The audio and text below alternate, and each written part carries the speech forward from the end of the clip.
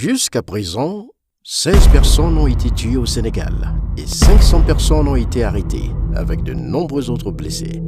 Le niveau de violence a tellement augmenté que même la police se protège en utilisant un enfant comme bouclier.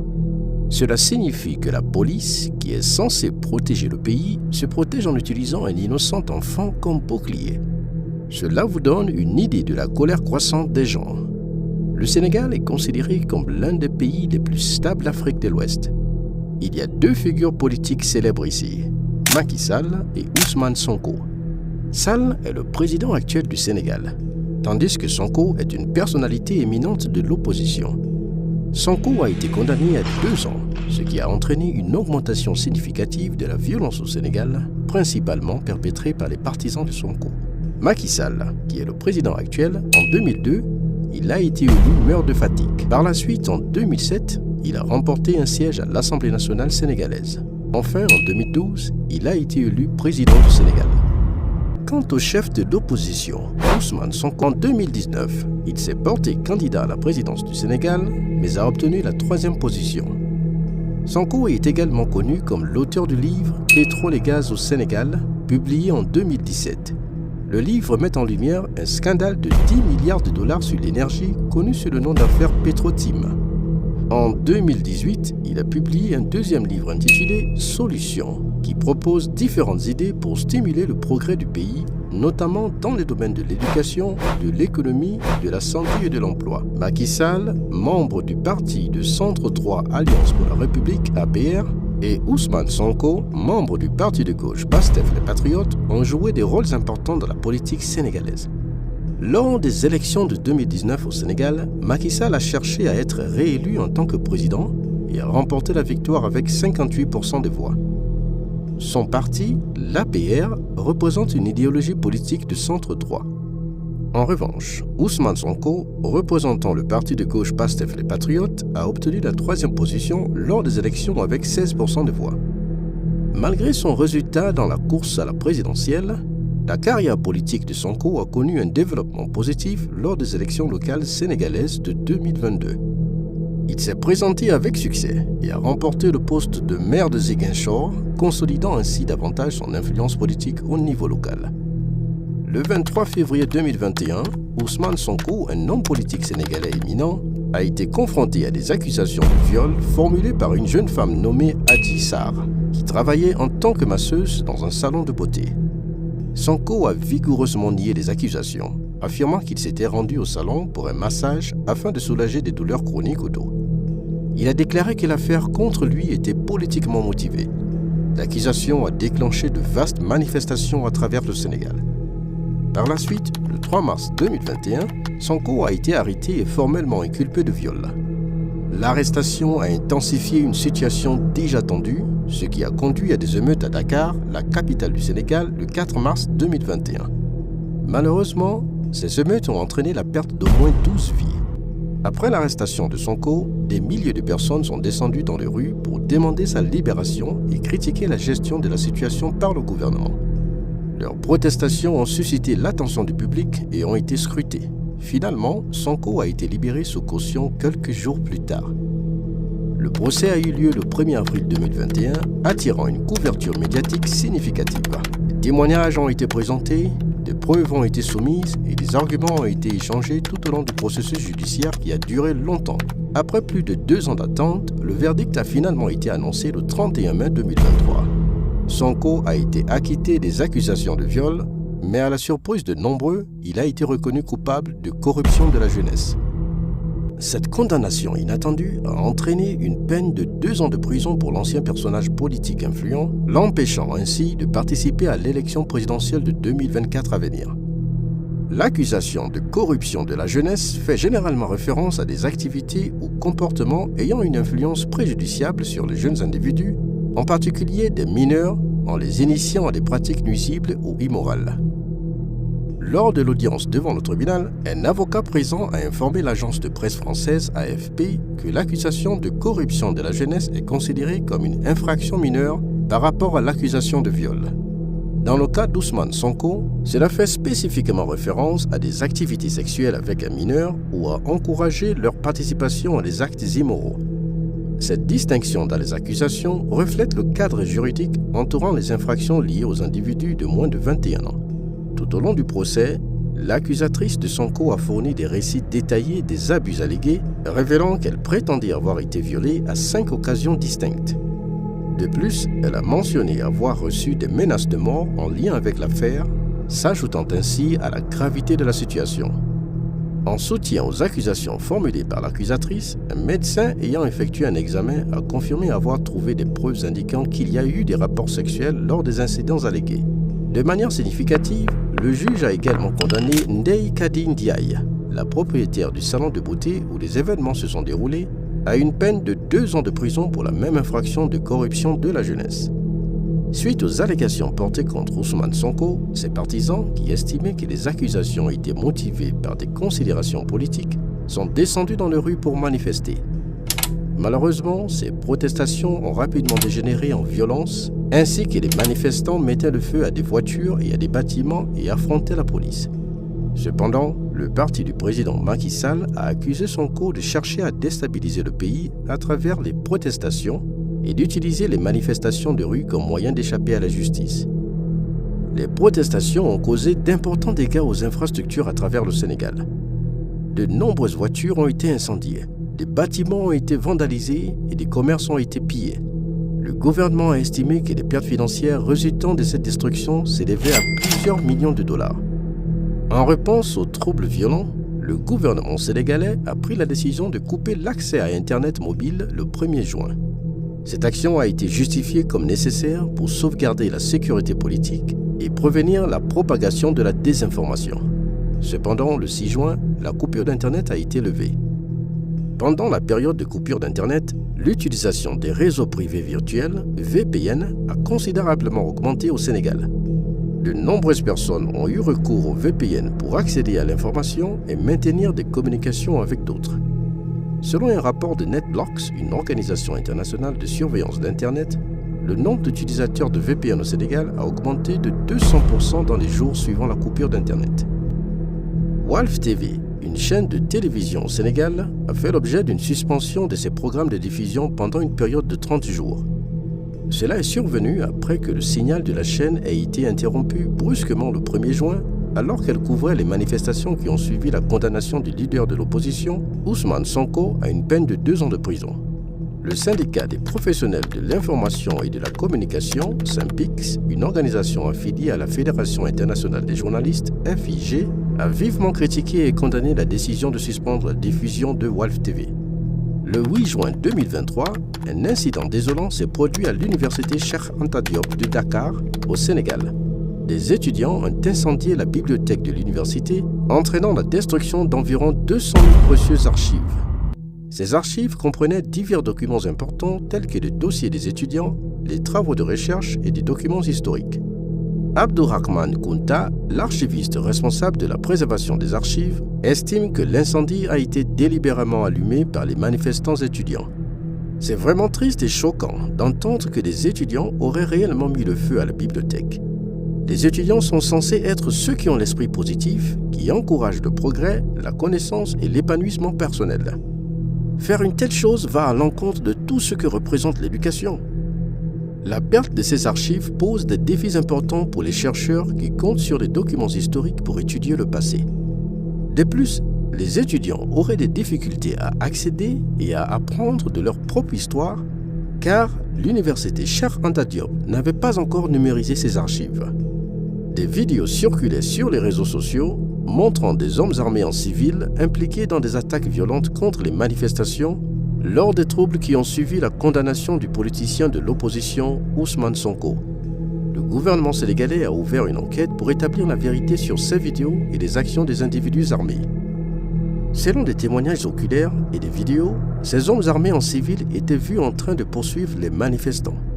Certains partisans d'Ousmane Sonko ont accusé le camp présidentiel d'employer ces individus en tant que voyous pour aider la police et les gendarmes à réprimer les manifestants. Le 4 juin, la police sénégalaise a tenu une conférence de presse au cours de laquelle elle a présenté une série de vidéos. Selon la police, ces vidéos ont capturé la présence de manifestants armés lors des récentes manifestations. Cependant, il a été noté que les vidéos complètes, largement diffusées sur les réseaux sociaux, montrent les mêmes individus armés aux côtés de la police. La question se pose quant à l'identité de ces hommes armés et à quel camp ils appartiennent. La première vidéo présente un homme en maillot rouge, présumé être un partisan de l'opposant Ousmane Sonko. Dans les images présentées par la police sénégalaise, cet homme porte un maillot rouge avec un œuf blanc, qui porte une arme militaire et semble savoir comment manier cette dernière. La deuxième vidéo, présentée par le chef de police Mohamedou Gueye, montre un individu avec un pistolet automatique et une autre personne portant un casque anti-émeute. L'individu armé, vêtu de vêtements civils et portant un bandana blanc distinctif, est vu debout contre un mur. La version complète de la vidéo révèle que l'homme armé se tenait près de deux policiers en uniforme. Et étonnamment, les policiers n'ont pris aucune mesure pour l'appréhender malgré la visibilité de l'arme. Il y a eu d'autres incidents, tels qu'un tailleur qui a été abattu d'une balle dans la tête, un boulanger tué d'une balle dans la poitrine et un étudiant en géographie qui avait prévu de poursuivre ses études au Canada, mais qui a été mortellement atteint d'une balle dans le dos. Au cours de la première décennie, le Sénégal a réalisé des progrès significatifs dans ses indicateurs de développement. L'indice de développement humain, IDH, a connu une amélioration, le Sénégal passant d'un classement bas de 167e en 2012 à 157 en 2022, ce qui indique un passage à un niveau de développement humain moyen. De même, le classement du Sénégal dans le rapport Doing Business de la Banque mondiale s'est amélioré, passant de la 168e place en 2012 à la 146e place en 2022, ce qui témoigne d'une transition d'un mauvais score à un bon score en termes de réglementation des affaires. De plus, le classement du Sénégal dans l'indice de perception de la corruption de Transparency International s'est amélioré, passant de la 95e place en 2012 à la 86e place en 2022, ce qui reflète une diminution de la corruption et une augmentation de la transparence. Ces changements positifs témoignent de l'engagement du Sénégal en faveur du développement, de l'attraction des investissements et de l'amélioration du bien-être de ses citoyens. Selon les rapports de Statista, on observe une baisse du taux de chômage au fil du temps au Sénégal, avec une diminution significative et une augmentation de l'emploi pendant la présidence de Macky Sall. Cependant, depuis 2019, on constate une légère tendance à la hausse du taux de chômage. Le Sénégal a connu une diminution progressive de son score de liberté de la presse ces dernières années. En 2019, le pays a connu un score de 74,19 sur 100 sur l'indice mondial de la liberté de la presse établi par Reporters sans frontières. Ce score est passé à 76,01 en 2020, 74,78 en 2021, 63,07 en 2022 et 55,82 en 2023. Cette baisse peut être attribuée à différents facteurs, notamment le renforcement du contrôle du gouvernement sur les médias, le harcèlement des journalistes et l'utilisation des lois sur la diffamation pour réduire au silence les voix importantes. En revanche, les pays nordiques se classent régulièrement en tête de l'indice mondial de la liberté de la presse. En 2023, la Norvège occupe la première place avec un score de 95 sur 100. Les autres pays nordiques, à savoir la Suède, la Finlande, le Danemark et l'Islande, ont également obtenu des classements élevés avec des scores respectifs de 92, 91, 90 et 89. Le PIB du Sénégal se classe au 5e rang mondial. Il est classé 5e en termes de croissance économique la plus rapide et 43e en termes de croissance du PIB par habitant. Cela signifie que le Sénégal est un pays relativement pauvre. Cependant, le PIB du Sénégal a connu une croissance assez rapide ces dernières années. En 2021, le PIB du Sénégal a augmenté de 6,8%, soit plus rapidement que la moyenne mondiale de 5,5%. Le fait que le Sénégal soit si bas dans le classement du PIB par habitant, malgré son taux de croissance économique relativement élevé, est un signe d'inégalité. Cela signifie que les avantages de la croissance économique ne sont pas répartis de manière équitable. Un petit nombre de personnes au Sénégal sont très riches, tandis que la majorité de la population peine à joindre le deux bouts. La constitution sénégalaise a été modifiée en 2016 pour limiter les présidents à 2 mandats consécutifs. Cependant, les partisans du président Macky Sall font valoir que son premier mandat ne devrait pas être pris en compte dans cette limite, car il a eu lieu avant l'adoption de l'amendement. Leur argument repose sur l'idée que l'amendement ne devrait pas s'appliquer rétroactivement et donc que Macky Sall devrait être autorisé à se présenter pour un troisième mandat. En termes simples, le président actuel du Sénégal est au pouvoir depuis un total de 7 ans depuis 2012. Il convient de noter que le président Macky Sall n'a pas fait de déclaration explicite concernant sa candidature potentielle pour la prochaine élection. Cela a conduit les analystes à spéculer sur ses intentions et sur la question de savoir s'il cherchera un troisième mandat. En 2016, le Sénégal a organisé un référendum constitutionnel à la suite d'une proposition du président Macky Sall. Cela marquait le 4e référendum constitutionnel de l'histoire du pays. L'objectif principal du référendum était d'introduire plusieurs modifications dans la Constitution. L'un des principaux changements consistait à réduire la durée des mandats présidentiels de 7 à 5 ans à partir de l'élection qui s'est tenue en 2019. Une autre modification proposée visait à établir une limite d'âge maximale de 75 ans pour les candidats à la présidentielle. De plus, le référendum visait à permettre aux candidats indépendants de se présenter à la présidence et à réaffirmer la limite de 2 mandats pour les présidents. En plus de cela, il visait à accorder aux chefs de l'opposition un statut constitutionnel ainsi que des avantages officiels. Avant le référendum, la Constitution sénégalaise permettait au président de rester au pouvoir pour un maximum de 2 mandats de 7 ans, ce qui pouvait potentiellement porter leur durée de mandat à 14 ans. Cependant, la nouvelle Constitution visait à limiter les présidents à 2 mandats de 5 ans, limitant ainsi leur temps total au pouvoir à 10 ans. Le référendum constitutionnel qui a eu lieu en 2016 visait à renforcer le système démocratique du Sénégal en introduisant des limites de mandat pour les futurs présidents. Le référendum a été un succès et la Constitution modifiée a imposé une limite de 2 mandats consécutifs pour les présidents en exercice. Cela signifie qu'aucun futur président du Sénégal ne pourra exercer plus de 2 mandats consécutifs. L'intention derrière cette modification était d'empêcher toute personne de consolider trop de pouvoir et de promouvoir un environnement politique plus inclusif et démocratique dans le pays. Avant les changements constitutionnels, il n'y avait aucune limite sur le nombre de mandats qu'un président pouvait exercer, ce qui signifiait qu'il pouvait potentiellement rester au pouvoir toute leur vie. Par exemple, le premier président du Sénégal, Léopold Sédar Senghor, a exercé pendant 20 ans, de 1960 à 1980. Les événements en cours au Sénégal ont principalement causé des préjudices aux citoyens ordinaires. Ce sont les citoyens ordinaires qui ont perdu la vie ou ont été blessés, tandis qu'aucune personnalité importante, aucun politicien ou individu de haut rang n'a subi de dommages. De plus, il est important de noter que les infrastructures endommagées ont été construites grâce à l'argent des impôts contribués par le peuple sénégalais. Par conséquent, ce sont les citoyens qui ont supporté le poids de ces événements, tant en termes de pertes humaines que de dommages aux infrastructures qu'ils ont financées par le biais de leurs impôts. Sonko peut-il encore se présenter à la présidence en 2024 ?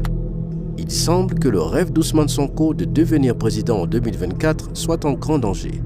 Son avocat, Djiby Diagne, déclare que ses chances sont en péril en raison de certains nouveaux changements dans la loi électorale sénégalaise. Bamba Cissé, l'un des avocats de Sonko, a déclaré que la condamnation de Sonko pour corruption de la jeunesse constitue un obstacle à son éligibilité à se présenter à la présidence. En gros, il semble très peu probable que Sonko puisse se présenter à la présidence en 2024 en raison de cette condamnation pour corruption qui plane au-dessus de sa tête. Les choses ne s'annoncent vraiment pas bien pour lui. J'avais beaucoup plus de choses à partager, mais nous en resterons là pour cette vidéo. Merci de l'avoir regardé. N'oubliez pas de vous abonner à notre chaîne et de cliquer sur le bouton j'aime. Votre soutien compte énormément pour nous et nous avons hâte de vous proposer davantage de contenu captivant à l'avenir. Merci encore une fois et nous nous retrouverons dans la prochaine vidéo.